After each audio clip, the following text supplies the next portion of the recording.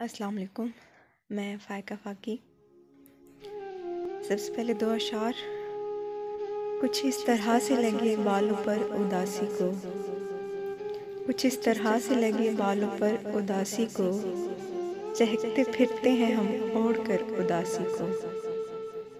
ये इसका शेवा नहीं हर किसी को रास आए, ये इसका शेवा नहीं हर किसी को रास आए, कि इश्क वाले ही करते बसर उदासी को। और अभी गज़ल के चंद अशार।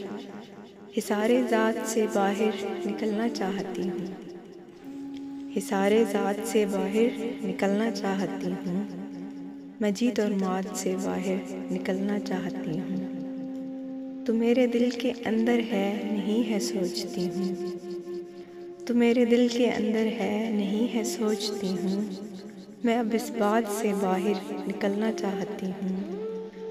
मैं खुशबू हूँ बिखरना मेरी फितरत है जभी तो, मैं खुशबू हूँ बिखरना मेरी फितरत है जभी तो, तुम्हारे हाथ से बाहर निकलना चाहती हूँ। नहीं अब और हिम्मत हिज्र सहने की खुदारा, नहीं अब और हिम्मत हिज्र सहने की खुदारा, मैं काली रात से बाहर निकलना चाहती हूँ। बहुत उकता गई हूँ रंजो गम से फ़ायका अब, बहुत उकता गई हूँ रंजो गम से फ़ायका अब, मैं इन हालात से बाहर निकलना चाहती हूँ। और दो अशार और।